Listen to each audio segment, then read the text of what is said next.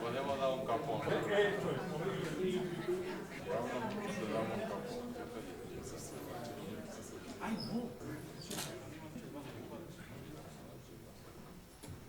Buenas tardes. Les doy la bienvenida a las autoridades que nos acompañan. Bienvenidos a todos en esta tarde inhóspita que invita a quedarse en casa, pero hemos venido a este acto que va a comenzar enseguida. Se declara abierto el acto público en el que va a tomar posesión la ilustrísima señora doña María Belén López Espada como académica de número de la Real Academia de Jurisprudencia y Legislación de Granada. Tiene la palabra el excelentísimo señor secretario, don José Calabrús Lar, para dar cuenta de los acuerdos relativos a su nombramiento y toma de posesión. Con la venia, excelentísimo señor presidente, figurando vacante la medalla número 28 de académico numerario de esta Real Corporación, el Pleno de la Real Academia de Jurisprudencia y Legislación de Granada, en sesión celebrada el 26 de febrero de 2025, a propuesta de los académicos ilustrísimos señores don Diego Javier Liñán Nogueras y don Miguel de Angulo Rodríguez y excelentísima señora doña María Rosario Jiménez Rubio, eligió académica número a la registradora mercantil y de bienes muebles de Jaén, ilustrísima señora doña María Belén López Espada, quien ocupará la vacante antes mencionada a partir de su toma de posesión. De conformidad con lo prescrito en los estatutos, la ilustrísima señora doña María Belén López Espada ha aceptado su nombramiento y ha redactado el discurso de ingreso dentro de los plazos establecidos. Se ha señalado el día de hoy para su recepción oficial en solemne y pública sesión y ha sido asignada la académica de número excelentísima señora doña María Rosario Jiménez Rubio para contestar su discurso de ingreso en nombre de esta corporación. Muchas gracias, señor secretario. Ruego a los académicos de número, ilustrísimos señores don José Luis López Fuentes y don Alfonso Lavellán Medina, que se sirvan a acompañar a la nueva académica a fin de que tome posesión.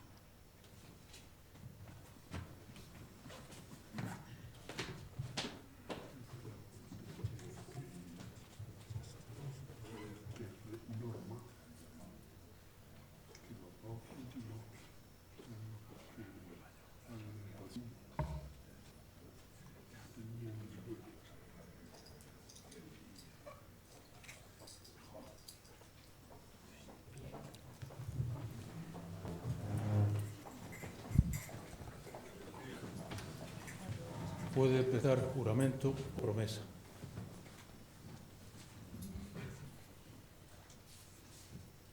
Juro cumplir fielmente las obligaciones que me incumben como académica de número de la Real Academia de Jurisprudencia y Legislación de Granada, con lealtad al Rey, guardar la Constitución como norma fundamental del Estado, el resto del ordenamiento jurídico y los estatutos de esta Real Corporación. El juramento que ha prestado acaba de tomar posesión como académica de número de esa Real Academia, en prueba de lo cual le impongo la medalla de la que es titular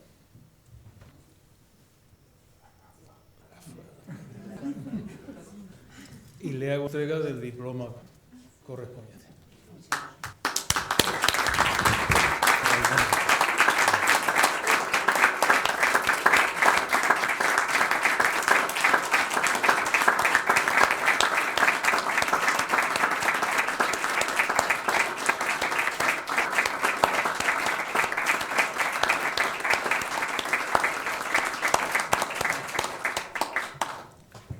La nueva académica tiene la palabra para dar lectura a su discurso de ingreso con el título Los medios alternativos de solución de conflictos, la mediación y la conciliación registral. Una visión optimista de la justicia deliberativa en vía no jurisdiccional.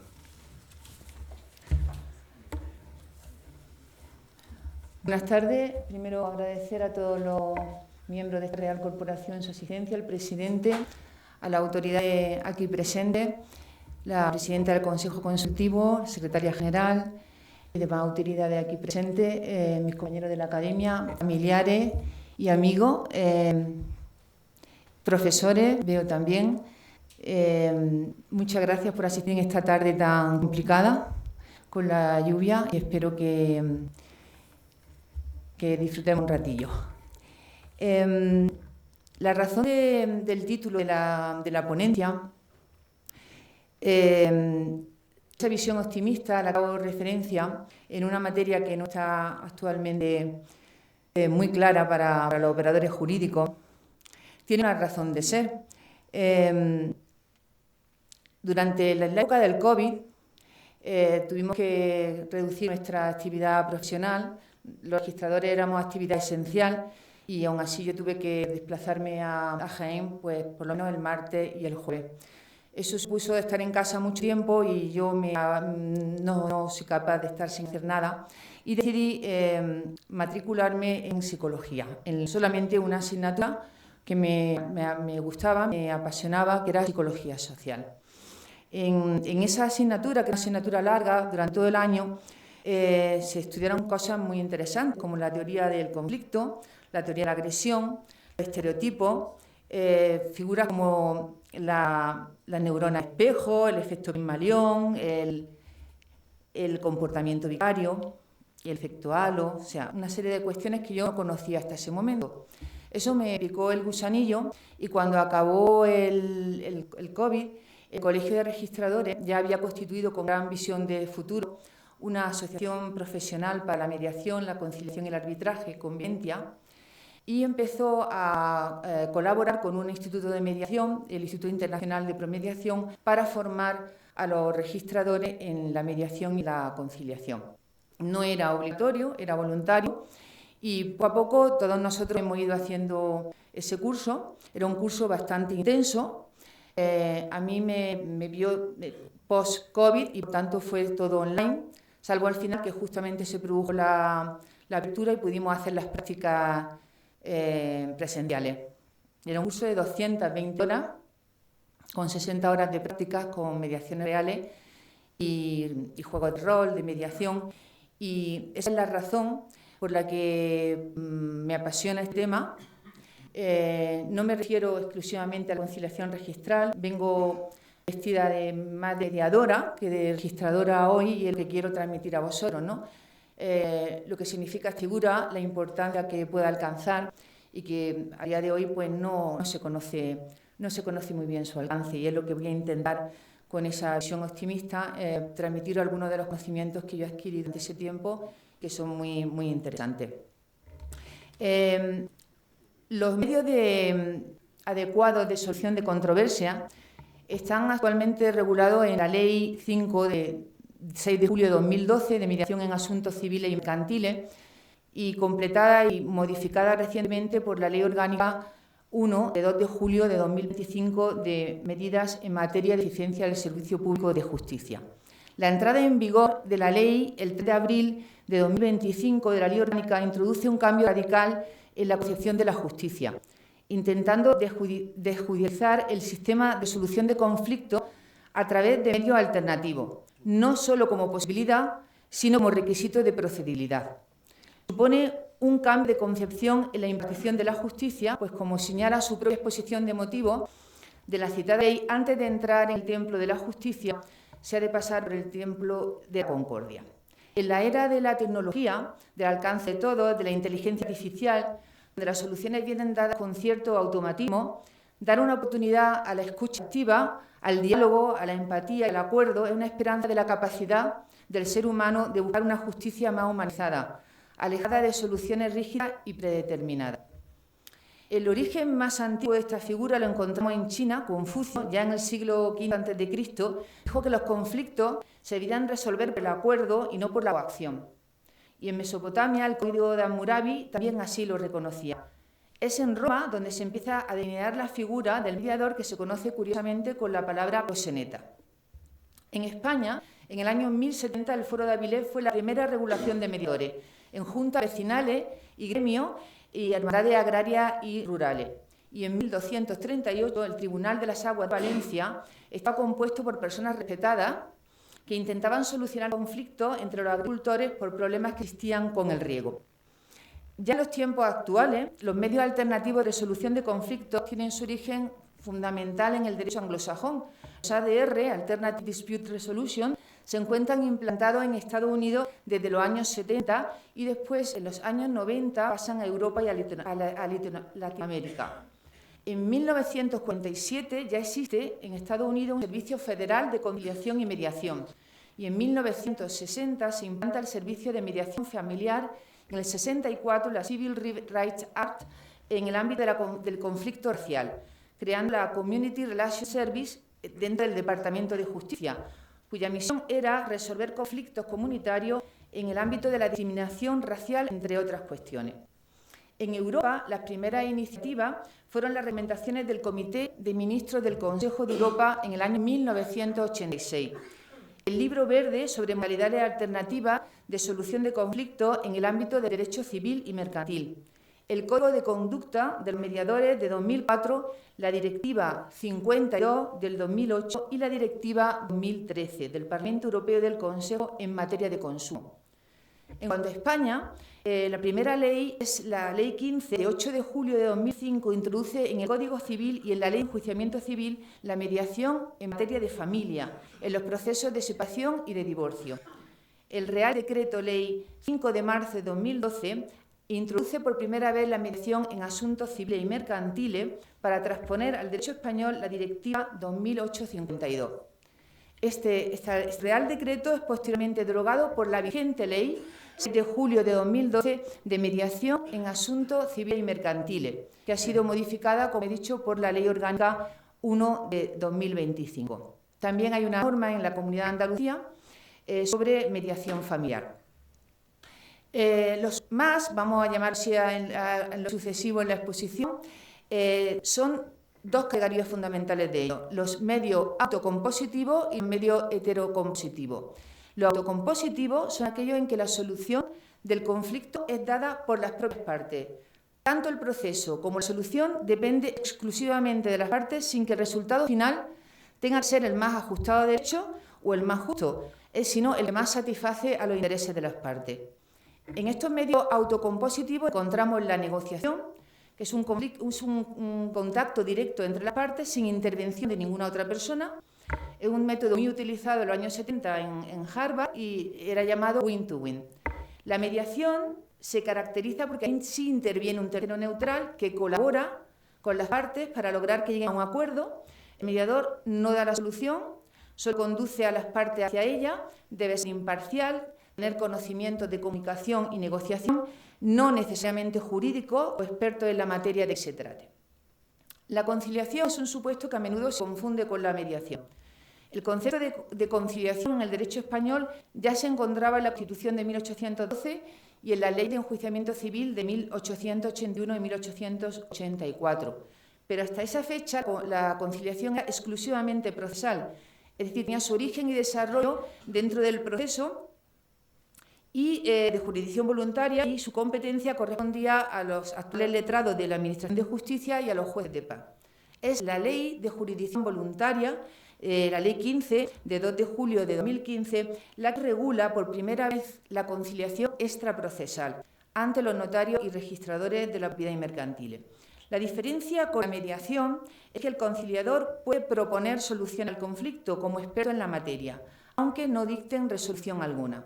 Es decir, las partes siguen manteniendo el control del proceso y del acuerdo. Por tanto, en el derecho español, la conciliación se puede decir que es una mediación cualificada. Y, finalmente, la evaluación neutral. En este caso, un experto en la materia, objeto del conflicto, asiste a las partes, realizando una evaluación objetiva del caso no vinculante. Se trata de informar a las partes sobre la situación y posibilidades reales de llegar a un acuerdo. Junto con estos medios autocompositivos se encuentran los medios heterocompositivos, en los que en este caso un tercero sí ofrece una solución, ejerciendo de autoridad. Es el juicio y el arbitraje. Bien, antes de entrar en el análisis de cuestiones estrictamente jurídicas, en base a esta formación de mediación que he tenido oportunidad, me gustaría transmitir otros aspectos no tan conocidos relacionados con esta materia, que son su razón de ser, lo que verdaderamente dan sentido y utilidad. Son los aspectos psicosociales. ¿Qué es el conflicto realmente? El conflicto se genera cuando entre dos personas hay una incompatibilidad de intereses. Cuando la satisfacción de los intereses de una persona supone la insatisfacción de los intereses de la otra. La mayoría de los conflictos cotidianos se resuelven de forma natural, mediante la negociación en el ámbito laboral, familiar o comercial. Pero el conflicto que no se gestiona bien necesita de un impulso externo. La solución clásica de la vía jurisdiccional tiene algunas limitaciones. No permite gestionar intereses, no entra en el mundo de las emociones, no realiza una escucha activa, se aplica la ley, la jurisprudencia, en algunos casos la equidad y a veces la lógica y el sentido común. Una parte ganará el juicio y la otra lo perderá. La mediación va más allá, aplicando aspectos de las relaciones humanas como la gestión de las emociones, las actitudes, la percepción interpersonal, la comunicación o la negociación. Estos aspectos son de difícil aplicación en el rígido esquema de un procedimiento judicial clásico. Existen dos parámetros para calificar el comportamiento humano ante un conflicto. Esos parámetros son la afirmación y la cooperación. En la afirmación la persona trata de satisfacer su propio interés. En la cooperación la persona trata de satisfacer el interés de la otra persona. Según el grado máximo o mínimo entre estos dos parámetros encontramos 5 estilos de manejo del conflicto. Uno es competir, es afirmativo y no se coopera. La persona intenta lograr su propio interés y no a costa del de la otra persona. Complacer es no afirmativo y cooperador. La persona olvida su propio interés para satisfacer el interés de la otra persona. Evadir no es afirmativo, no es cooperativo. La persona no satisface su interés ni tampoco la otra persona. Simplemente no maneja el conflicto, lo pospone o lo abandona. Colaborar es afirmativo y cooperador. Se trata de satisfacer plenamente los intereses de ambas partes. Y transigir es un punto intermedio entre la afirmación y la cooperación. Se trata de buscar una solución aceptable, que satisfaga, en este caso, parcialmente a ambas partes e implica una renuncia de ambas partes para lograr una postura intermedia. Entre estas dos últimas posiciones, la colaboración y la transacción, se encuentra la figura de la mediación y de la conciliación. No hay un solo manejo del conflicto, según las circunstancias del caso, pues serán diferentes estilos de manejar la negociación. Los modelos de negociación son el referente teórico y metodológico que guía las técnicas de mediador y los pasos necesarios para alcanzar el objetivo. Es importante entender que cada modelo está influido por una ideología y por la forma en que el mediador analiza el conflicto. Por eso, dependiendo de cómo se entienda el conflicto, se aplicará un modelo u otro. Existen 3 grandes escuelas de mediación que son las siguientes. La escuela tradicional de Harvard, la escuela transformativa y la escuela circular narrativa. La principal diferencia entre las 3 escuelas es cómo entienden el conflicto y qué buscan conseguir. En la escuela de Harvard se busca acuerdo. En la transformativa se busca un cambio y crecimiento, y la circular narrativa se busca comprensión y reflexión. La escuela tradicional de Harvard, su objetivo principal es a toda costa llegar a un acuerdo. Considera que el conflicto es una contraposición de posiciones y utiliza una metodología de solución. Este modelo nació en Estados Unidos, en la Universidad de Harvard, y proviene del ámbito del derecho y de la economía. Por ello se aplica mucho en las negociaciones empresariales. La escuela de Harvard propone una negociación colaborativa, es decir, busca que ambas partes ganen. Su idea central es que el conflicto no se debe resolver por la imposición, sino por el diálogo, cooperación, logrando acuerdos que ganen ambas partes, win to win o ganar-ganar. La escuela de Harvard propone una mediación racional, estructurada, basada en la idea de que ambas partes pueden ganar si enfocan bien sus intereses, no en las posiciones. Su lema se podría resumir: sé firme con el problema, pero suave con las personas. La escuela transformativa busca algo más profundo: transformar el conflicto, las relaciones y las personas. Su finalidad no es llegar a un acuerdo, sino provocar cambios personales y sociales. Su metodología es la transformación y tiene su origen en la sociología. A diferencia de Harvard, aquí el acuerdo no es la meta. Lo central es cambiar la calidad de las relaciones interpersonales. La clave final, el éxito, pasa por una interacción destructiva a otra constructiva y humanizada. El acuerdo puede parecer o no, pero no es el fin. Y finalmente la escuela circular narrativa. En este caso, el foco está en reconocer y comprender el conflicto a través del intercambio de información, de la historia que cuentan cada una de las partes. Utiliza una metodología de reflexión y proviene de la psicología. La escuela circular narrativa nace en Estados Unidos también y se apoya en la pragmática de la comunicación, en la sistemática, la cibernética, con aportes del psicoanálisis. Bien, entrando ya a ver un poco la figura de la mediación, en primer lugar, después hablaremos de la conciliación. Los principios de la mediación son muy claros. La voluntariedad, las partes deben aceptar expresamente la mediación, la igualdad. Este principio significa que el mediador debe dar a las partes las mismas oportunidades durante el proceso sin que puedan intervenir en perjuicio o en interés de cualquiera de ellas. En tercer lugar, la neutralidad. La neutralidad se refiere a la actitud del mediador, a su comportamiento durante el proceso, en cuanto que no puede imponer su decisión, debiendo ser las partes las que logren el acuerdo por sí mismas. La imparcialidad es una cualidad referida a la ausencia de interés por parte del mediador por una de las partes o por el resultado de la mediación. Y finalmente, la confidencialidad. Este principio se refiere tanto al mediador como a las partes. Supone una prohibición de revelar la información obtenida durante el procedimiento, cuyo incumplimiento puede generar responsabilidad, salvo algunas excepciones legales. ¿Qué hay acerca de la figura del mediador, estatuto del mediador? La figura del mediador es fundamental en el proceso de mediación. De su formación, de su actitud, de su aptitud y de su capacidad o habilidades para la comunicación, con la empatía o la asertividad, depende el éxito de la mediación. El mediador es un profesional neutral que facilita la resolución del conflicto por las propias partes de forma equitativa. La exposición de motivos del Real Decreto 980 de 13 de diciembre de 2013, que desarrolla la Ley de Mediación de 2012, señala que la formación de mediador constituye un requisito fundamental del mismo, ligado a la eficacia con que debe desempeñar su labor. Asimismo, la directiva del año 2008, la Directiva 52, señala la obligación de todos los Estados miembros de fomentar la formación inicial y continuada de los mediadores para garantizar que la mediación se lleve a cabo de forma eficaz, imparcial y competente.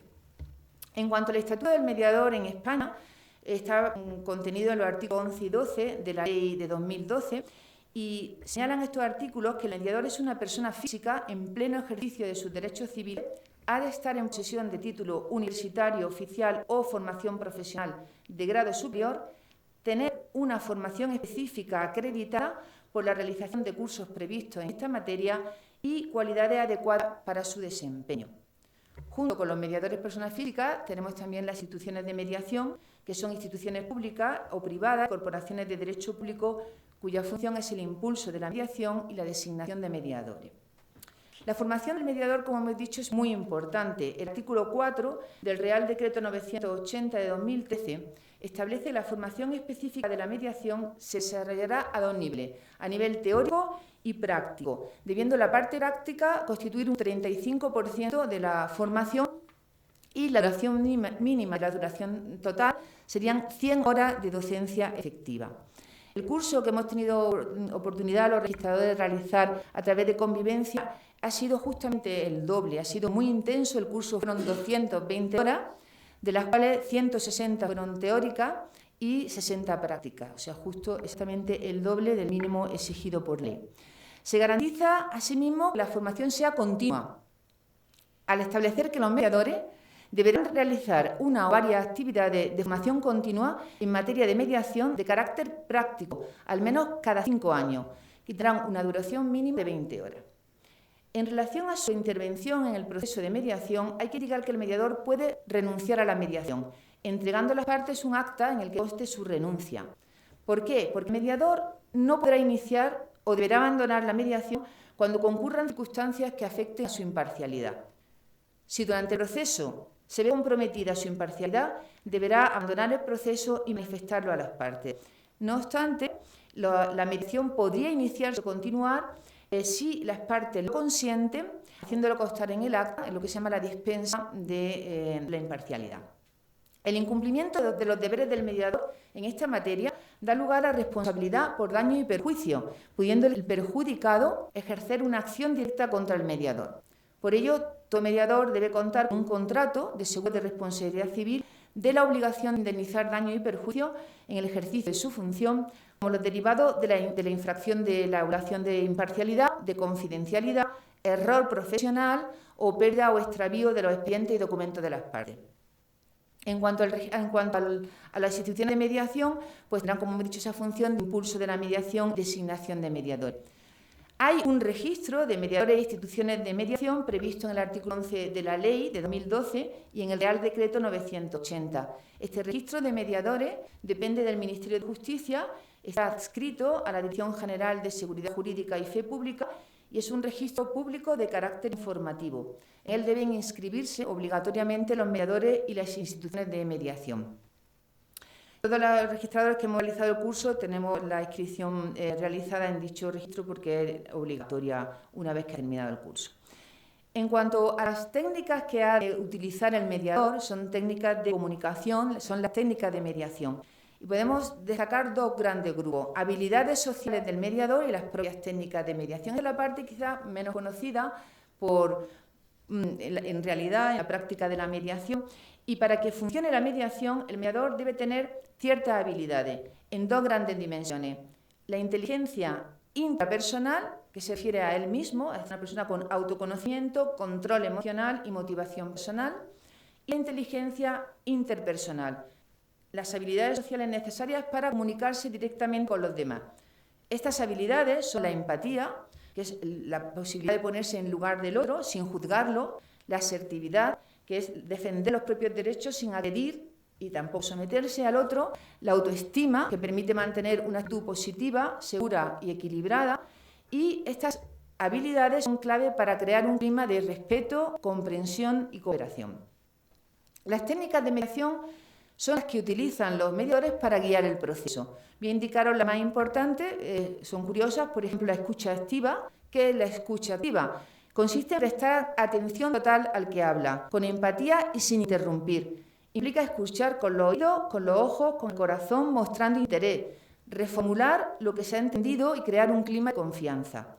Otra técnica son las preguntas. Sirven para profundizar, para aclarar, para abrir nuevas perspectivas. Hay preguntas abiertas, cerradas, reflexivas, circulares. Por ejemplo, una reflexiva sería preguntar: ¿qué crees que pasaría si esto sigue así? Una abierta sería: ¿cómo se siente ante esta situación? Junto con ella, la reformulación y la paráfrasis. La reformulación lo que hace es resumir lo que las partes dicen, usando palabras neutrales o positivas, para evitar tensiones y mejorar la comprensión. La legitimación y el empowerment, las técnicas. La legitimación consiste en reconocer el derecho de cada persona a sentir y pensar como lo hace, y el empowerment lo que busca es fortalecer la autoestima y la confianza de las partes, para que sean capaces de expresar sus opiniones y tomar decisiones. Otra figura muy curiosa y muy importante es el uso del silencio. El silencio permite reflexionar, dejar un espacio y calmar las emociones. La clarificación se usa cuando algo no está claro, evidentemente. Se pregunta algo como: no sé si te he entendido bien, ¿has querido decir?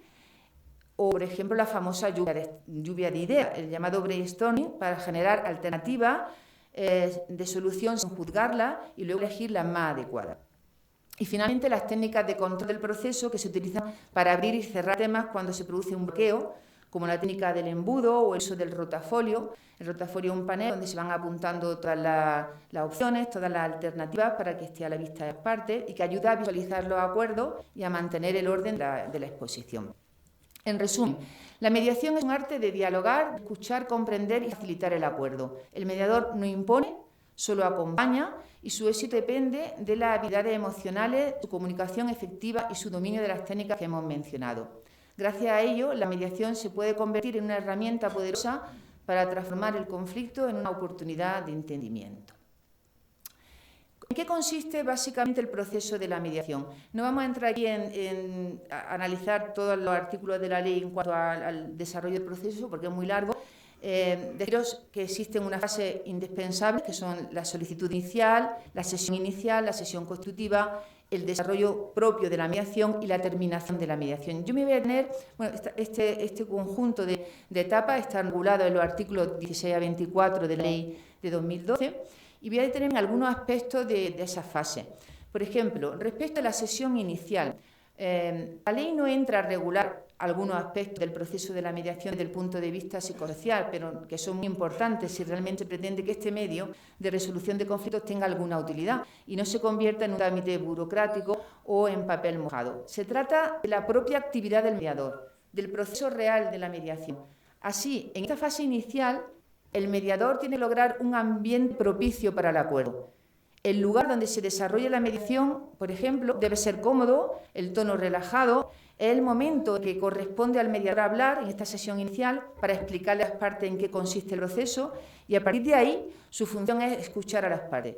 Es importante en ese momento inicial crear un clima de confianza y establecer desde el principio la forma de trato, si será de tú o será de usted. En el desarrollo de la mediación, el lugar de la mediación debe ser un terreno neutral, que no vincule a ninguna de las partes en cuanto pueda afectarle emocionalmente o ejercer un control que produzca un desequilibrio. Por la misma razón, debe cuidarse la ubicación de los asientos. La forma de la mesa, por ejemplo, debe ser una mesa redonda, debe haber una sala de espera y una sala para las reuniones individuales o caucus. Las sesiones pueden ser, como digo, individuales o pueden ser simultáneas. En el caso de que se programen sesiones individuales con cada una de las partes, debe ser comunicado a la otra, sin perjuicio de que se guarde confidencialidad de lo tratado.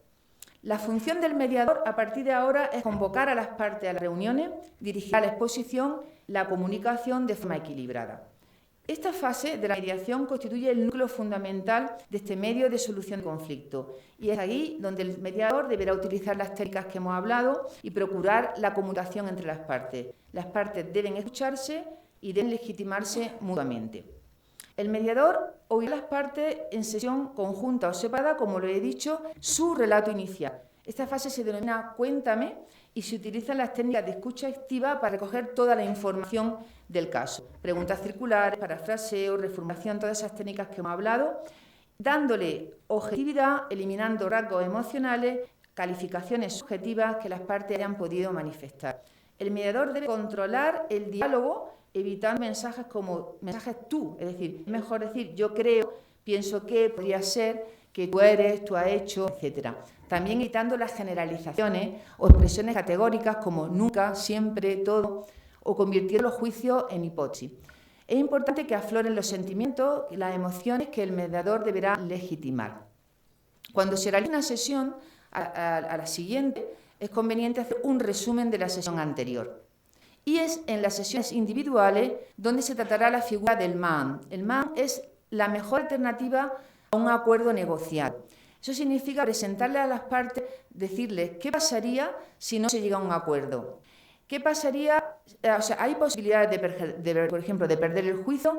¿Qué consecuencias negativas tendría llegar a juicio? ¿Qué haría la otra parte? O sea, es la mejor alternativa al acuerdo negociado. Y también ver la peor alternativa posible. Al mismo tiempo, el mediador en esa fase irá identificando los intereses de las partes.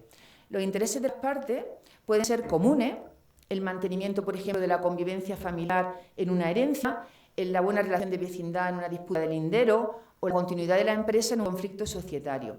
Los intereses pueden ser diferentes, son aquellos que se pueden negociar como estrategia para llegar a un acuerdo. Y los intereses pueden ser opuestos, son los que deben ser resueltos mediante mecanismos objetivos, como la ley, la jurisprudencia, pruebas periciales u opiniones de expertos. Lo importante es que las partes se escuchen, se legitimen y ahí el mediador dará su versión del conflicto, que las partes deben admitir, ambas partes deben admitir. La legitimación, por tanto, consiste en que las dos partes estén de acuerdo en lo que ha ocurrido. Una vez que el mediador ha escuchado a las partes, se legitiman, empiezan las sesiones individuales o conjuntas y la finalidad que tienen es generar opciones para llegar a una solución óptima para ambas partes.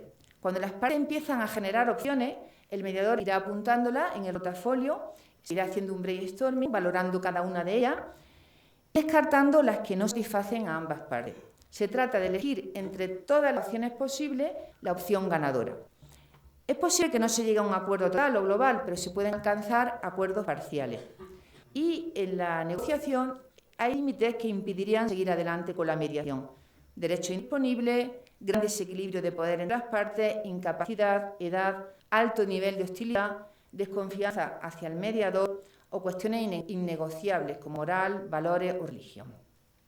El proceso termina con un acta final, en la que se hará constar los acuerdos alcanzados o finalizados por cualquier otra causa. El acta será firmada por el mediador y por ambas partes. El procedimiento debe ser lo más breve posible y, como requisito de procedibilidad, no podrá exceder de 3 meses desde la recepción de la solicitud por el mediador. En cuanto a la ejecución de los acuerdos alcanzados, el acuerdo de mediación es vinculante para ambas partes y tiene carácter ejecutivo cuando sea elevado a escritura pública. Contra el acuerdo de mediación solo cabe ejercitar la acción de nulidad de los contratos. Y ahora vamos a entrar, voy a beber un poquillo de agua, en el punto más delicado de la cuestión, que es el requisito de la procedibilidad.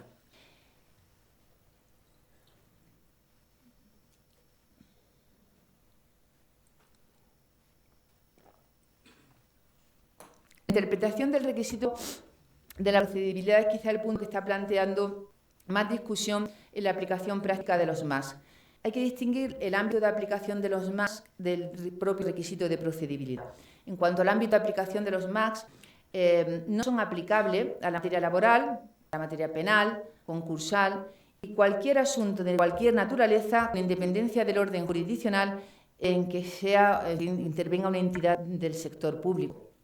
Por lo que su ámbito de aplicación son los asuntos civiles y mercantiles nacionales o transfronterizos, tal como lo regula la Ley de 6 de julio de 2012 de mediación. Así lo ha confirmado recientemente. Voy a ir a apuntaros, porque he tenido ocasión de tener a mano recientemente bastantes autos de las audiencias provinciales. Entonces, este ámbito de aplicación está bien determinado y es claro, como lo ha manifestado, por ejemplo, un auto de la Audiencia Provincial de Burgos de 23 de junio de 2025. En cuanto al requisito de procedibilidad, significa que para que sea admisible la demanda será obligatorio acudir previamente a un medio adecuado de solución de controversia. Así lo establece el artículo 5.1 de la Ley Orgánica de 2025.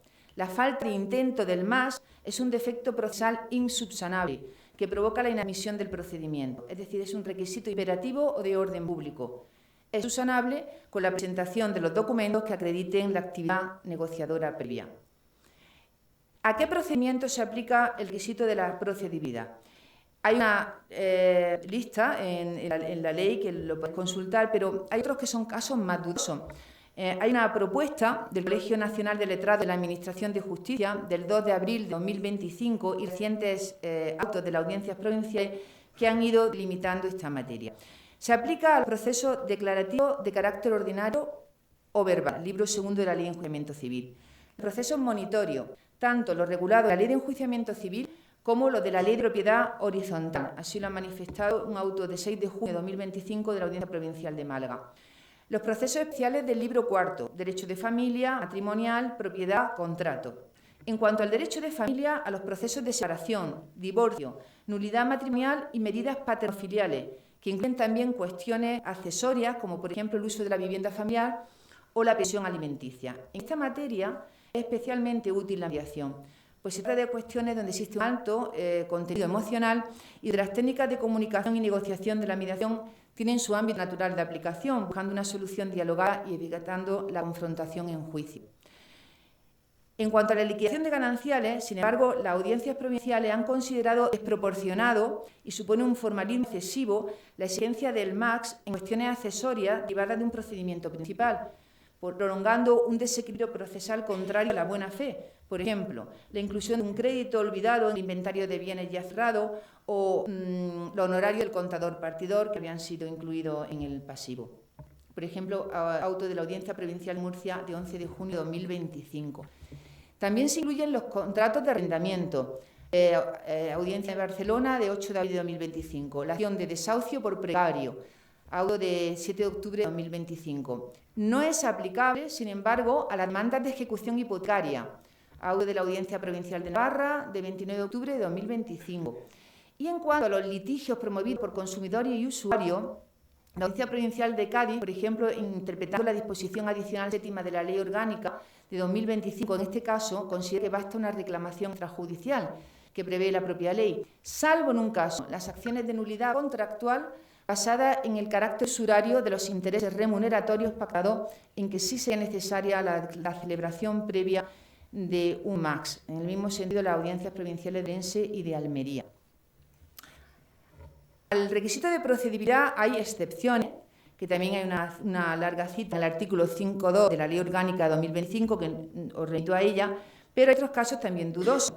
En este sentido, voy a exponer los criterios orientadores de los magistrados de los juzgados de primera instancia y hipotecarios de Madrid, 26 de septiembre de 2025. Por ejemplo, consideran que no sería aplicable el requisito de la procedibilidad a las deudas periódicas o de tracto sucesivo, a la reconvención, a la ampliación por litisconsorcio y a la compensación. A los litigios sobre tráfico, ya que en la propia regulación existe una reclamación extrajudicial. Tampoco sería aplicable a los juicios verbales y ordinarios derivados de la oposición a un monitorio previo. Las demandas de impugnación de las calificaciones negativas de los registradores de la propiedad mercantiles y de bienes muebles, en cuanto se trata de sector público. El procedimiento sumario del artículo 41 de la Ley Hipotecaria. Las demandas de ejecución de bienes hipotecados y pignorados. Y las demandas de ejecución dineraria en caso de bienes hipotecados y pignorados para la satisfacción de la deuda remanente tras la terminación del procedimiento de ejecución directa. ¿Cómo se acredita el requisito de la procedibilidad? El intento del MAX, como requisito de procedibilidad, debe acreditarse fehacientemente, de manera que conste con certeza el envío y la recepción. Medios para acreditar el requisito de la procedibilidad. Acudimos de nuevo a los magistrados del Juzgado de Primera Instancia y Juzgado Hipotecario de Madrid, de septiembre de 2025, y coinciden las audiencias provinciales también, serían los siguientes: el burofax, el buromail, el buro SMS, por supuesto el correo certificado con acuse de recibo, el SMS, WhatsApp o cualquier medio de mensajería instantánea, y el correo electrónico, por supuesto, siempre se acredite que se ha recibido, haya intervenido un tercero de confianza y las partes lo hayan pactado previamente o lo hayan utilizado como medio habitual de comunicación.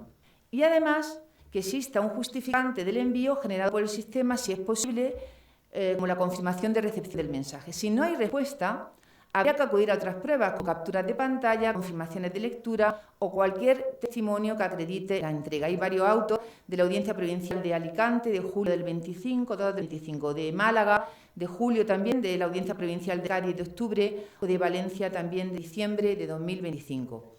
Otros medios son, por supuesto, el acta notarial, el documento expedido por tercero neutral, el acto de conciliación ante el notario o el registrador, el letrado de la Administración de Justicia, juez de paz, el justificante de envío y recepción de una oferta vinculante, la negociación directa a través de abogado y la conciliación privada.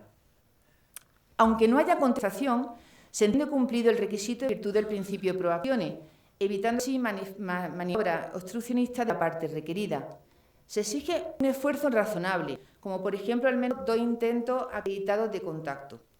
A los efectos de acreditar el intento de más, se admitirá la comunicación que no pudo ser entregada en el domicilio del destinatario, dejando aviso de tener a su disposición en la oficina de correo, aunque no sea recogida por el mismo o en el caso de reúse. En este caso, una sentencia ya del Tribunal Supremo de 27 de octubre de 2025. Y en el mismo sentido también las audiencias provinciales de Orense y Barcelona. La negativa justificada del requerido a participar en un MAX se considera actuación de mala fe y puede dar lugar a sanciones y a imposición de costas procesales o medidas por abuso del servicio de la justicia. En cuanto al derecho transitorio, la disposición transitoria 9 de la ley señala que las previsiones previstas en la ley se aplicarán exclusivamente a los procesos iniciados con posterioridad a su entrada en vigor. La interpretación de esta disposición por parte de la Audiencia Provincial de Valencia, por ejemplo, de 28 de mayo de 2025, es que la fecha a tener en cuenta es la presentación de la demanda y no la de su registro y reparto. Bien, vamos a iniciar ahora el estudio de la conciliación registral. La conciliación registral está regulada en el artículo 103 bis de la Ley Hipotecaria. La Ley de Jurisdicción Voluntaria introduce esta posibilidad de que la conciliación pueda ser realizada, además de los letrados de la Administración de Justicia, los jueces de paz, por los notarios y los registradores de la propiedad mercantiles, siendo esta última conciliación, la registral, la que regula el artículo 103 bis de la Ley Hipotecaria. Sin embargo, la función de conciliador-registrador no es nueva en la Ley Hipotecaria, como resulta de diferentes procedimientos previstos, como el expediente de doble inmatriculación, el de liberación de gravámenes, la rectificación de errores de los asientos registrales o el expediente de representación gráfica de la finca. ¿Qué naturaleza tiene el procedimiento de la conciliación registral? Señala la Dirección General de Seguridad Jurídica y Fe Pública en resolución de 13 de septiembre de 2023 que es un expediente de jurisdicción voluntaria. El procedimiento carece de una regulación específica, el del artículo 103 es muy escueto, por lo que se aplica supletoriamente la Ley de Jurisdicción Voluntaria y la Ley 5/2012 de 6 de julio de mediación en asuntos civiles y mercantiles, modificada por la Ley Orgánica de 2025. No es en ningún caso aplicable la Ley de Procedimiento Administrativo, también lo ha manifestado la Dirección General en resoluciones, y a su vez la Ley de Jurisdicción Voluntaria establece que las disposiciones de la Ley de Enjuiciamiento Civil serán de aplicación supletoria a los expedientes de jurisdicción voluntaria en todo lo no regulado por ella. En relación a su naturaleza, hay que tener en cuenta también que la tramitación de la conciliación es inexcusable para el registrador, pues es una de sus funciones. No obstante, si concurre una causa de incompatibilidad, ya sea al inicio de la conciliación o en forma sobrevenida, el registrador no puede intervenir sin que sea, en este caso, admisible la dispensa de parte, a diferencia de lo que hemos visto cuando hablábamos de la mediación. ¿Qué naturaleza tiene el acuerdo alcanzado en la conciliación registral?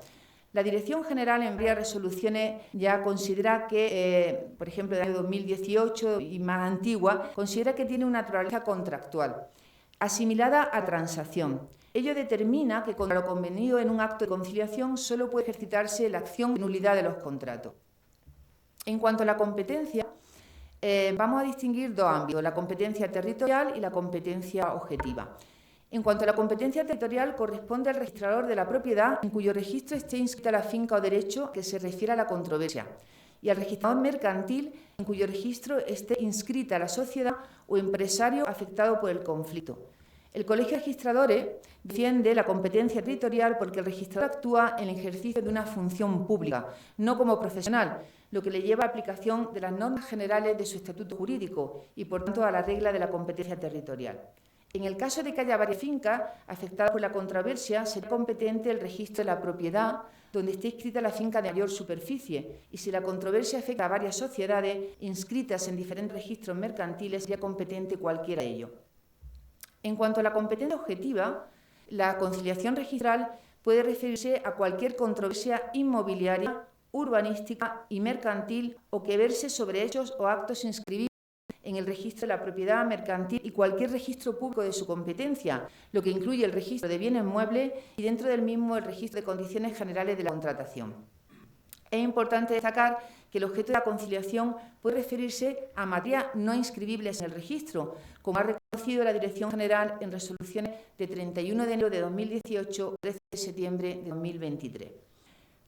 En este punto hay algún compañero que tiene un criterio distinto, nuestro querido Joaquín Delgado, que considera que la ley no tiene ningún criterio de competencia, ni territorial ni objetiva, es decir, que cabría la libre elección de registrador. El registrador tiene que calificar que la posibilidad de acuerdo sea verosímil, participa de los requisitos de la mediación y, por tanto, debe haber un verdadero conflicto, una controversia real y si considera que no hay una verdadera controversia y se utiliza el expediente para finalidades distintas, ello implicará un manifiesto abuso de derecho o entrañará fraude de ley y el procedimiento debería terminar. La ausencia o falta de identificación del conflicto lleva inevitablemente a la terminación del procedimiento por aplicación del principio de buena fe. Quedan fuera de la conciliación registral la materia indisponible, la referida a menores, personas con capacidad modificada judicialmente, asuntos penales, laborales, conflictos con las administraciones públicas, reclamaciones de responsabilidad civil contra jueces y magistrados, cuestiones previstas en la ley concursal y todas aquellas en general que no sean susceptibles de transacción o compromiso o desistimiento. Por ejemplo, la resolución de 27 de junio de 2019 considera que no puede ser objeto de conciliación registral una materia que ya haya sido objeto de sentencia firme y, por tanto, con efecto de cosa juzgada. En algunos casos, la conciliación requerirá autorización judicial, como es el caso de bienes y derechos de los menores sujetos a potestad, a tutela o curatela. Igualmente, no pueden ser objeto de conciliación registral una materia que ya haya sido objeto de otra conciliación o de un expediente de jurisdicción voluntaria.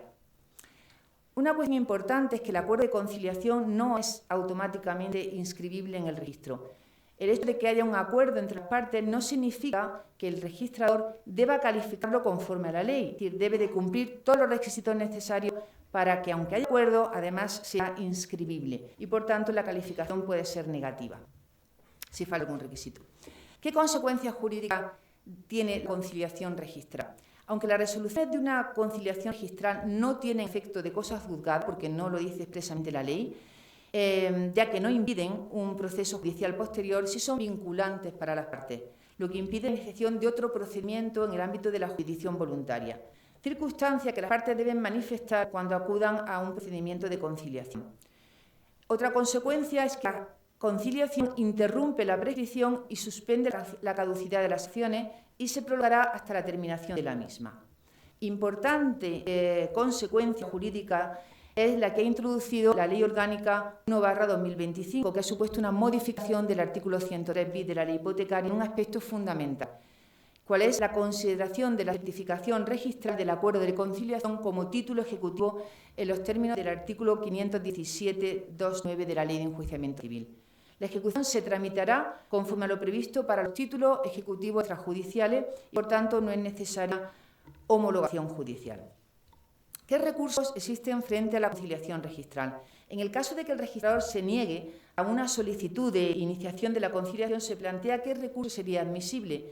La Dirección General, en resolución de 29 de enero de 2024, señala que procede el recurso de alzada, en el caso de que el registrador rechace el inicio de una conciliación. Sin embargo, entiendo que, dada que la naturaleza especial del procedimiento registral y su conciliación registral en particular, el registrador que interviene en la conciliación actúa en su condición de autoridad y debería aplicarse el régimen general de recursos contra la calificación registral, conforme a los artículos 19 bis y 324 de la hipotecaria, es decir, el recurso gubernativo, el judicial y la calificación sustitutoria. Es posible la anotación preventiva del inicio de un procedimiento de conciliación aplicando los preceptos generales de la Ley de Enjuiciamiento Civil, no solo respecto de la conciliación registral, sino también respecto de cualquier otro más. La anotación preventiva ha de ser solicitada al tribunal y ésta acordarla mediante auto. La conciliación registral también puede realizarse por videoconferencia. Es posible, prevista en el artículo 8 de la Ley Orgánica 2025, siempre que esté debidamente garantizada la identidad de los intervinientes y será así preferentemente cuando se trate de una reclamación de cantidad que no exceda de 600 euros. Es interesante destacar que el registrador, además de intervenir en una conciliación registral regulada en el artículo 103 de la Ley Hipotecaria como autoridad, puede intervenir como profesional del derecho y habilitado con el título de mediador inscrito en el registro del Ministerio de Justicia como cualquier otro mediador o conciliación en una conciliación privada. Es decir, la conciliación registral está regulada en el artículo 103 bis de la Ley Hipotecaria, pero también el registrador puede actuar en una conciliación privada regulada en el artículo 15 de la Ley Orgánica de 2025. El registrador, en este caso, tiene conocimientos técnicos y jurídicos relacionados con la materia de que se trate y, por tanto, es un profesional del derecho que puede ejercer la conciliación como cualquier otro profesional en los conocimientos jurídicos en la materia. Pero hay mucha diferencia entre la conciliación registral y la conciliación privada. La conciliación registral es una obligación para el registrador, no puede excusarse sin causa. Sin embargo, la conciliación privada no tiene tal obligación. Los honorarios a percibir por la conciliación registral están previstos en el arancel de los registradores. En la conciliación privada los honorarios serían libres. En la conciliación privada no hay reglas de competencia territorial ni por razón de la materia. Y el certificado del registrador en la conciliación privada no es título ejecutivo. El acta final es un documento privado que debe ser elevado a escritura pública o ejecución judicial. Por ello es importante que cuando se solicite una conciliación al registrador se diga claramente qué tipo de conciliación es la que se va a realizar, una conciliación registral o una conciliación privada. Y además de la conciliación privada, evidentemente, el registrador puede actuar como mediador. En este caso, ni siquiera es necesario que tenga conocimientos técnicos o jurídicos sobre el objeto de la controversia y el procedimiento se regiría por la Ley 6 de julio de 2012. Tampoco sería en este caso sujeto a regla de competencia territorial, ni por razón de la materia, ni arancel, ni título ejecutivo. También puede participar en una oferta vinculante confidencial o como árbitro y también como experto independiente. Todo ello servirían para cumplir el requisito de la procedibilidad.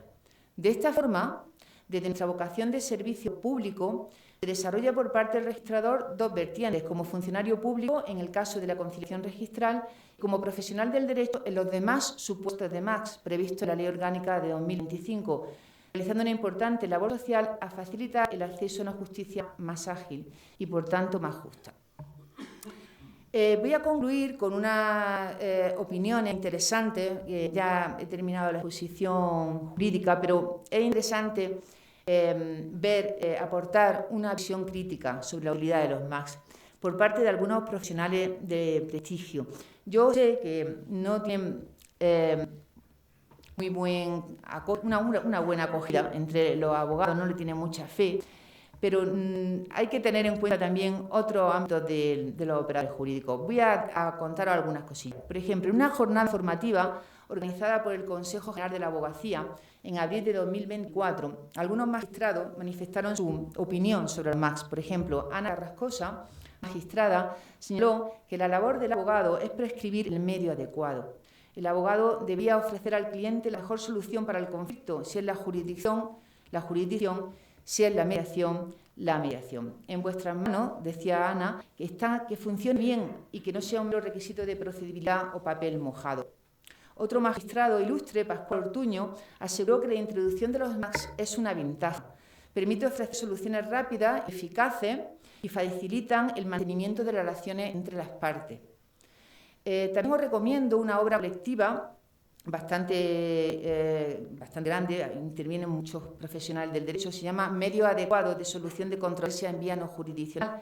Está coordinada por Francisco Ruiz Ruiseño y José Carlos Fernández Roza, bajo el patrocinio de la Corte Civil y Mercantil de Mediación, CIMA. En el prólogo, el presidente de CIMA, Juan Serrada Hierros, anima a superar la inercia, que conviertan los MACS en opciones accesorias o dispositivas de desahogo procesal, edificando una nueva cultura jurídica que asuma la prevención del conflicto y la búsqueda dialogada de soluciones. José Carlos Fernández Roza, catedrático de Derecho Internacional Privado y coordinador de CIMA, y Francisco Ruiz Ruiseño, que son coordinadores de esta obra colectiva, abogado del Estado, indican que los MACS son una herramienta clave para combatir el abuso del servicio público de la justicia, aunque no ocultan resistencias culturales, profesionales e institucionales que atraviesa el tránsito hacia el modelo colaborativo, como puede ser la inercia litigiosa de los operadores jurídicos, la escasa formación práctica de las técnicas autocompositivas, la desconfianza de las partes y los mediadores y una normativa, desgraciadamente, hasta ahora fragmentada y sistemática. Por ejemplo, otro autor de esta obra colectiva, José Fernando Merino, letrado del Consejo de Estado y de las Cortes, se cuestiona el particular riesgo de la incorporación obligatoria de los MACS, de modo que se convierta en un obstáculo más que en una herramienta para su racionalización. Ahí el problema sería la fricción que puede surgir entre la exigencia del requisito de procedibilidad y el derecho fundamental a la tutela judicial efectiva.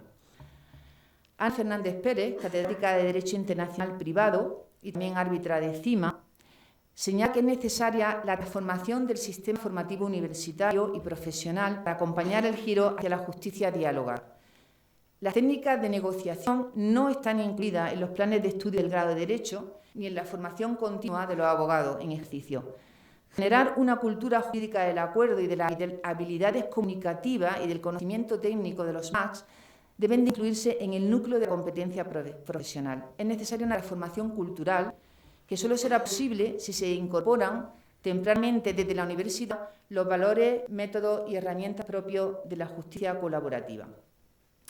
Rafael Mateu de Ros Cerezo, abogado del Estado, denuncia la omisión legislativa del ámbito administrativo. En la misma línea, Gerardo Carballo Martínez, director del Instituto Europeo de Mediación y Ética Pública, propone una ley de mediación administrativa. Los letrados de la Administración de Justicia, en esas conclusiones que he mencionado en otras ocasiones, dicen los letrados que los MACS son un mecanismo de resolver los conflictos de manera rápida y eficiente, fomentando la cultura del diálogo y el entendimiento mutuo y contribuyendo a una justicia más accesible y menos adversarial. Es un cambio de paradigma que prioriza la autonomía de las partes y la desjudicialización de controversias. Para concluir, me gustaría manifestaros mi propio punto de vista, que como señala la exposición es evidentemente optimista, y que debe concebirse los MAC no como un trámite procesal, sino como un mecanismo de resolver los conflictos desde la cultura del diálogo, sin menoscabo del derecho de la tutela judicial efectiva. Una solución equitativa capaz de restaurar la paz jurídica y lograr una auténtica justicia. Para ello será necesaria una formación adecuada, una revisión de los planes de estudio universitario y un reciclaje de todos los profesionales del derecho implicados. Recuerdo, para concluir, a un profesor de Filosofía del Derecho de la Universidad de Granada que enseñaba en sus clases que el derecho no se legitima por la fuerza o por la imposición, sino por su capacidad para lograr la paz social. Indicaba el profesor López Calera que las razones del derecho han de ser razones sociales, es decir, razones socialmente compartidas. Concluyo. Muchas gracias.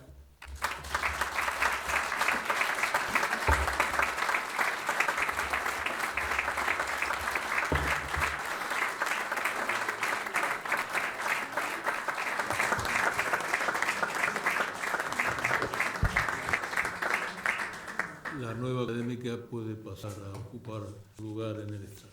Muchas gracias. Tiene la palabra la académica de número, excelentísima señora doña María Rosario Jiménez Rubio, para contestar al discurso de ingreso en nombre de la corporación. Excelentísimo señor presidente de la Real Academia Jurisprudencia y Legislación de Granada, excelentísimo académico, ilustrísimas autoridades, presidenta del Consejo Consultivo de Andalucía, secretaria general, ilustrísimo señor decano de los jueces de Granada, vicedecana territorial de los registradores de Andalucía Oriental, queridos amigos, señoras, señores, es para mí un verdadero honor y un privilegio poder intervenir en este acto para contestar el discurso de ingreso en esta Real Academia de doña Belén López Espada, registradora mercantil, jurista de sólida trayectoria y profesional ampliamente respetada en el ámbito del derecho y en la función registral. Decía Mario Benedetti que un amigo es una de esas personas, seres raros, que te preguntan cómo estás y esperan a oír la respuesta. Esta reflexión que Benedetti formulaba para hablar de la amistad encierra en realidad una idea más profunda, la del valor de la atención, el respeto al otro y la responsabilidad que implica escuchar de verdad. Son cualidades humanas, pero también profundamente profesionales, y resultan especialmente apropiadas para describir una forma de ejercer el derecho, y muy en particular las nuevas funciones de mediación, la conciliación registral, las que se ha hablado ampliamente en el discurso de la nueva académica. Una forma de ejercer el derecho que se identifica con la esencia de esta Real Corporación, de la Real Academia, con la profesionalidad de quienes forman parte de ella y que encuentra en la trayectoria de Belén López Espada un ejemplo claro y reconocible. Belén López Espada es licenciada en Derecho por la Universidad de Granada, donde obtuvo el Premio Extraordinario Fin de Carrera, un dato que ya anticipa una trayectoria marcada por el rigor intelectual, el esfuerzo sostenido y la excelencia académica. Ese temprano reconocimiento no fue un punto de llegada, sino el inicio de un itinerario profesional muy exigente, construido sobre una formación jurídica muy sólida y con una clara vocación de servicio público. La universidad y Belén López Espada. Belén López Espada tiene un perfil marcadamente académico, de tal forma que no se puede hacer un conocimiento ni un estudio de su trayectoria profesional sin tener en cuenta esa vertiente. Su padre, el que ha citado, don Nicolás María López Calera, catedrático de Filosofía del Derecho en la Universidad de Granada, donde también ejerció el cargo de decano, fue uno de los juristas granadinos más notables y su actividad y obra ha dejado una importante huella en la filosofía jurídica y en la teoría del derecho.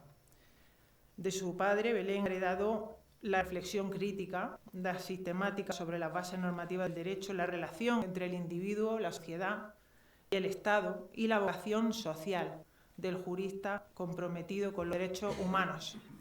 Su madre, doña María Luisa Espada Ramos, aquí presente, profesora de Derecho Internacional Público y Relaciones Internacionales de la Facultad de Derecho, pionera en muchos aspectos como mujer, jurista de prestigio, referente de una generación que a partir del año 74 se incorpora con fuerza a una carrera de especialización internacional que la llevó a instituciones internacionales como la Academia de Derecho Internacional de La Haya, la Sorbona, el Consejo de Europa, la Universidad Robert Schuman de Estrasburgo.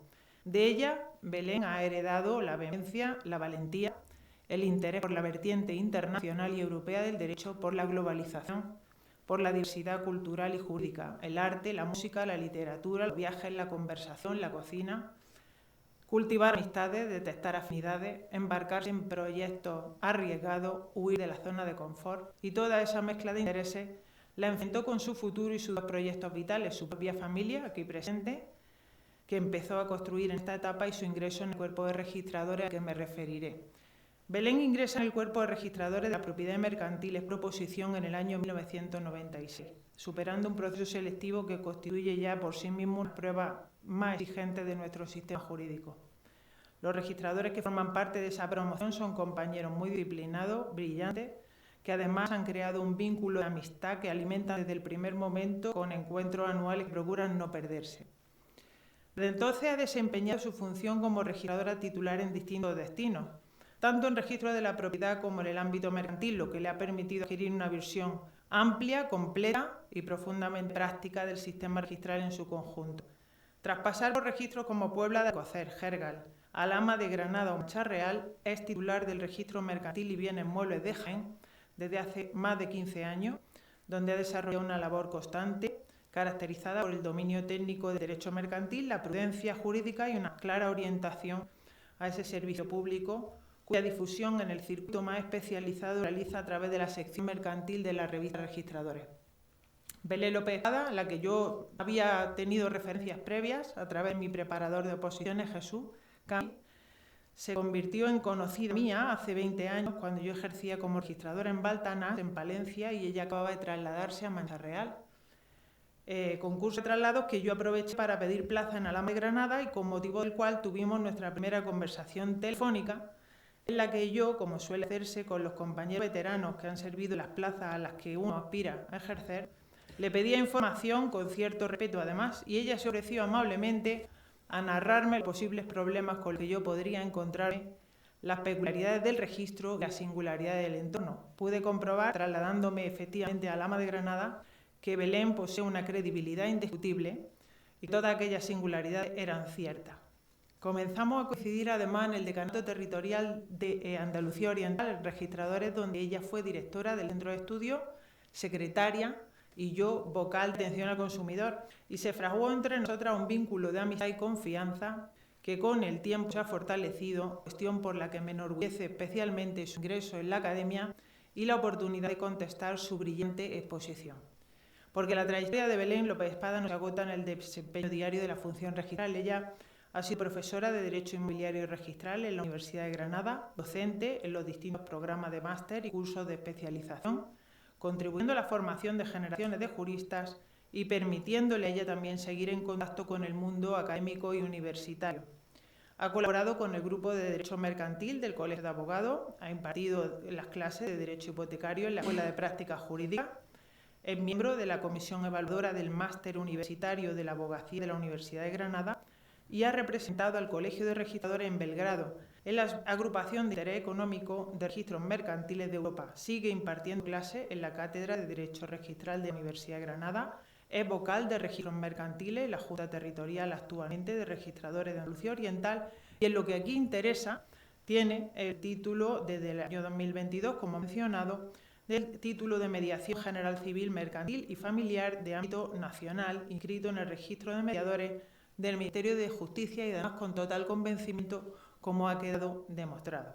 Su proyección académica se ha visto reconocida hoy con la vinculación a la Real Academia de Jurisprudencia y Legislación de Granada, a la que también perteneció como miembro destacado su padre, ya citado, y en la que ha expuesto algunas de sus líneas de trabajo, como la importante función de los registros en la lucha contra el blanqueo de capitales mediante indicadores de fraude, información a los organismos centralizados del Colegio de Registradores y del Banco de España, y dando información de titulares reales a través de las sociedades mercantiles y a través del retiro. Esta tarde ha abordado una cuestión, la de la mediación y la conciliación registral, con propuestas sugerentes como las iniciativas que desde el Colegio de Registradores se han puesto en marcha y desde una perspectiva optimista, y siendo así, también pueden apuntarse algunas cuestiones controvertidas, aunque solo sea para contextualizar las novedades que la nueva Ley de Eficiencia ha introducido en esta materia, ya que la mediación, como se ha comprobado, en una institución novedosa, se remonta al Código de Hammurabi, y quizás sea también un punto tener en cuenta. Así como punto de partida ya sabemos que la Ley Orgánica 1/2025 de medidas de eficiencia del Servicio Público de Justicia, que entra en vigor el 3 de abril del 2025, introduce un nuevo paradigma en la regulación de los medios alternativos de solución de conflictos, incluida la mediación civil y mercantil y su relación con los trámites, incluidos los trámites registrales. La reforma nos afecta a todos de manera significativa y a cómo se integran estos instrumentos dentro del circuito registral y procesal, y conviene estudiar sus efectos jurídicos y prácticos. La Ley Orgánica 1/25 introduce esta figura de los medios adecuados de solución de controversias y la mediación como requisito de procedibilidad, como se ha explicado, en determinados procesos civiles. Antes de que una demanda sea admitida, las partes deben acreditar que han intentado resolver extrajudicialmente su conflicto a través de un MASC, que puede ser mediación, que puede ser negociación con intervención neutral, entre otros. Este requisito, sabemos, no opera en todos los órdenes, quedan fuera por lo menos penal, laboral, concursal, pero sí en multitud de materias civiles y mercantiles con efectos procesales muy relevantes si no se acredita su cumplimiento. Y ello tiene especial interés en el fondo, incluido también el procedimiento registral, pudiendo ser apreciado como defecto a la hora de la inscripción registral. La mediación sigue rigiéndose, como se ha visto, por la Ley 5/2012 de mediación en asuntos civiles y mercantiles y por la normativa autonómica aplicable. Su consideración como MASC, bajo la Ley Orgánica de 2025, potencia su uso como instrumento previo al litigio. Y la conciliación ante el registrador, como se ha visto en el artículo 103 bis de la Ley Hipotecaria. Este artículo regula esta conciliación, permite a los registradores tramitar estos actos de conciliación sobre controversias inmobiliarias, urbanísticas, mercantiles, sobre actos inscribibles de cualquier registro o de su competencia. No queda claro. El registrador actúa como conciliador, certifica la avenencia o intento sin acuerdo y, como se ha dicho, la certificación está dotada de eficacia ejecutiva conforme al artículo 517 de la Ley de Enjuiciamiento Civil y puede constituir título formal inscribible para el registro. La primera cuestión que puede plantearse aquí es qué diferencia a estos medios alternativos de solución de conflictos, mediación y conciliación, por ejemplo, del registrador, de la tradicional función de todo registrador en evitación del surgimiento de un conflicto para poder de entrada resolver una cuestión jurídica de su competencia. En este sentido, parece que la actual regulación de los MASC atribuye a la mediación o conciliación del artículo 103 bis una actitud proactiva, una especialización, formación, intención, más rigor, confidencialidad reforzada, vinculación para las partes, una eficacia ejecutiva, sin que puedan ser impugnados los acuerdos más que por nulidad basada en las causas tasadas que dan lugar a la nulidad de los contratos. Esto es, la tradicional labor realizada por los profesionales del derecho, los registradores en este caso, en evitación del conflicto adquiere un estatuto riguroso y se configura como un procedimiento. Es aquí la diferencia, pero surge la cuestión derivada de la heterogeneidad de los MASC admitidos. También se ha hecho alusión a ella. La ley equipara a efectos de procedibilidad instrumentos muy distintos. La mediación formal, la conciliación, incluida registral, la negociación directa, la oferta vinculante, confidencial, incluso los burofax, los correos, los WhatsApp. La crítica doctrinal apunta que no todos esos mecanismos ofrecen las mismas garantías, está claro. Pero además se produce una desnaturalización del concepto de mediación o de MASC al admitir fórmulas mínimas que pueden vaciar de contenido el espíritu de la reforma. En segundo lugar, también se ha apuntado tensión con un principio, un derecho a la tutela judicial efectiva. Es la segunda cuestión derivada de la primera, que tampoco queda bien resuelta en la norma por la naturaleza jurídica de los MASC, que en tanto que se convierten, y esta es la verdadera cuestión que trasciende, en el requisito de procedibilidad. Esto es, deberán acreditarse los intentos de haber sometido la cuestión controvertida al trámite para poder iniciar el procedimiento jurisdiccionalmente discutible y discutida la medida. Incluso, según algunas fuentes, esta funciona, no se sabe si como instrumento de racionalización de litigiosidad o, por el contrario, en barrera de acceso a la justicia, especialmente para partes con menos recursos o posibilidad de asesoramiento. En un plano más innovador, se podría hablar también, y algunos autores lo hagan, con la figura de la tercera persona neutral y su posible combinación con la inteligencia artificial, en guiño a la disposición final 30ª de la propia ley del 2025. Se abre el polémico debate sobre la viabilidad del uso de la IA en resolución de conflictos, siempre bajo parámetros incluso de imparcialidad, transparencia, incluso de control humano, evitando la opacidad algorítmica. En todo caso, la exigencia de acreditar un intento previo de Musk antes de la emisión de la demanda ha sido criticada por su posible carácter disuasorio del acceso a la jurisdicción, especialmente en conflictos de baja cuantía o elevada asimetría entre las partes, y por el riesgo de convertir un instrumento voluntario por naturaleza en un trámite cuasi obligatorio con una finalidad formal más que material. Aunque el legislador insiste en que no se impone el acuerdo, sino solo un intento, la frontera entre condición procesal legítima y obstáculo indebido sigue siendo uno de los puntos más discutidos. Pero ¿quién no ha intentado la avenencia previa al inicio de un proceso? ¿Y qué asistencia letrada ha recomendado alguna vez acudir al proceso sin intento de avenencia? Todos los que hemos tenido esa experiencia hemos comprobado que aún queriendo llegar a un acuerdo puede haber desventaja en la negociación o esta es imposible. Cuando la desigualdad material de las partes pues ya se cuestiona si el más previo puede favorecer a la parte con más capacidad económica, organizativa o asesoramiento jurídico o perjudicar a las partes estructuralmente más débiles, consumidores, pequeños propietarios, personas mayores obligadas a negociar en una posición de desventaja.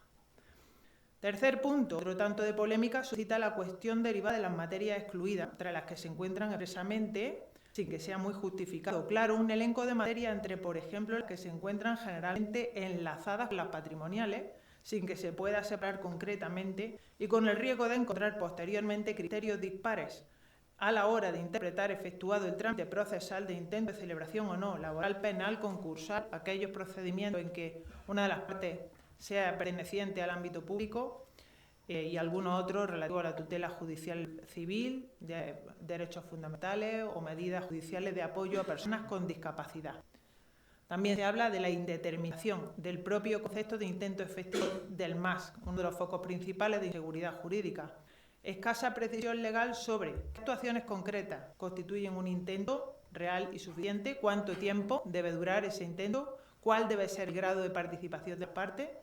Y esto abre la puerta a litigios incidentales sobre la suficiencia o insuficiencia del MAS o interpretaciones dispares de nuevo por los órganos judiciales, con el consiguiente riesgo de fragmentación jurisprudencial. Y en este sentido se pueden citar ya acuerdos de unificación de criterios de las secciones civiles de la Audiencia Provincial de Barcelona de finales del año pasado, 31 de octubre de 2025, bastando en este caso la mera solicitud, la invitación a la otra parte por la otra para iniciar una negociación, incluso a través de WhatsApp, o en ese mismo sentido el acuerdo de unificación de las secciones de familia de esa misma audiencia provincial.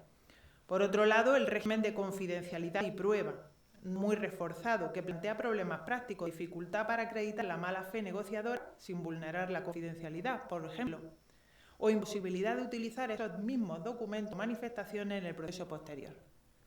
Conflicto con el defecto de defensa, con el derecho de defensa, se discute si la confidencialidad puede limitar de forma excesiva la estrategia probatoria de la parte o generar una zona opaca previa al proceso judicial difícilmente controlable todo.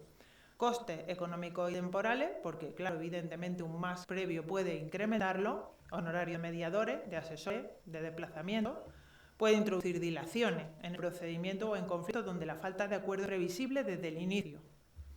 Este aspecto es especialmente polémico en asuntos simples o de escasa cuantía.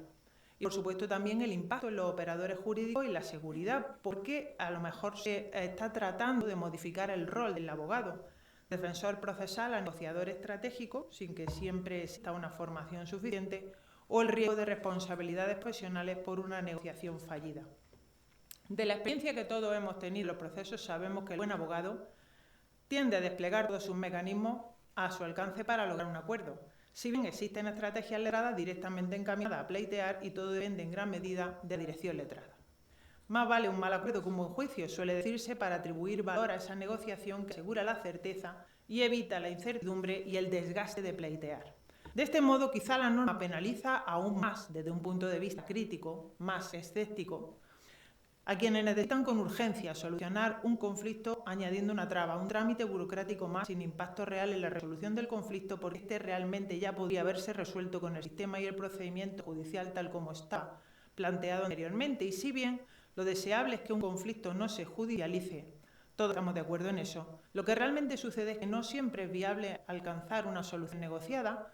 Un acuerdo no es posible por distintas circunstancias, entre las cuales puede encontrarse desde luego la ausencia de voluntad de alcanzar ese acuerdo, cosa habitual cuando el conflicto llega a las puertas de los juzgados, y convertir en obligatorio el intento de avenencia puede no cambiar ese escenario ni el resultado del procedimiento. Por lo cual, en conclusión, quizá puede pensarse que el entorno en el que los MAS tienen más próspero desenvolvimiento es el ámbito de la voluntariedad, el ámbito más acorde con su naturaleza, la libertad de pacto, sin más requisitos que la buena fe y la existencia de un tercero independiente con formación especializada que realice una labor de acercamiento de posturas. La visión escéptica de los MAS, planteados como requisito de procedibilidad, tampoco enturbia la optimista de la nueva académica, derivada de su utilidad para, por ejemplo, aligerar procedimientos de geolocalización de fincas registrales, acuerdo entre las partes en cuanto a los lindes de las fincas sobre las que recaen sus derechos a la hora de inscribirlas, o de incorporar sus bases gráficas registrales a través de procedimientos de mediación de conciliación registral derivados del 103 bis de la ley hipotecaria. En cualquier caso, ojalá la obligatoriedad de las medidas y su exigencia sirvan a la ciudadanía para desincentivar la judicialización de los conflictos y desatacar los juzgados tal como se pretende con ellas, siempre desde el acuerdo, desde el acercamiento y desde la libertad, como ha expuesto la nueva académica Belén López Espada, a la que he tenido el honor y el privilegio de contestar con esta visión algo más escéptica de una institución nacida de la autonomía de la voluntad y la buena fe y orientada hacia el beneficio mutuo que deriva de la libertad de pacto. La Academia ha tenido esta tarde la oportunidad de disfrutar de un brillante discurso, de un interesante debate sobre la justicia como necesidad, la naturaleza del ser humano, las aspiraciones de paz de una sociedad compleja y los intentos de la comunidad jurídica por restaurar los vínculos entre las personas y solucionar los conflictos de la manera más eficaz y bella posible, desde el respeto y desde la libertad. La paz desde la libertad individual, la que define Immanuel Kant como la facultad de iniciar por sí mismo un nuevo Estado, lo que evoca la belleza de una sociedad que aspira a reconstruirse a sí misma y alcanzar la armonía global y un nuevo contrato social. Como indica Rousseau, la obediencia a la ley que uno mismo se ha prescrito es la verdadera libertad. Por lo tanto, bienvenida a la nueva académica, enhorabuena y muchísimas gracias a todos.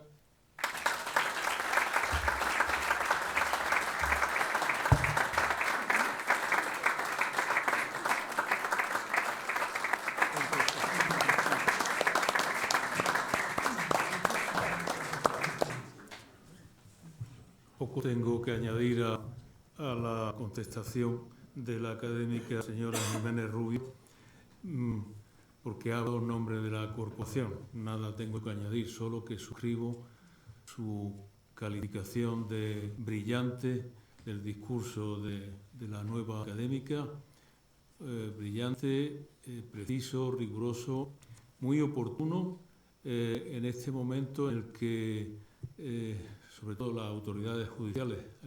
Aquí tenemos al presidente del Tribunal Superior de Justicia, tenemos al presidente de la Audiencia, tenemos al presidente del Tribunal de Instancia de Granada, que lucha por implantar una ley cuyos conceptos tratamos de asimilar los juristas, con todos los inconvenientes que ha desgranado la contestación de la señora Jiménez Rubio. Enhorabuena a Belén López Espada. También enhorabuena y agradecimiento por la cita que ha hecho de un académico histórico y muy relevante de esta corporación, don Nicolás María López Calera, que si no recuerdo mal disertó en su discurso de ingreso sobre la razón de la fuerza y la fuerza de la razón. Fue así. Y también muy oportuna la cita por parte de la académica que ha contestado, de la profesora Espada, a la que siempre nos gusta ver en este salón y volver a saludarla con total afecto. Felicidades de nuevo, levantamos la sesión. Muchas gracias a todos.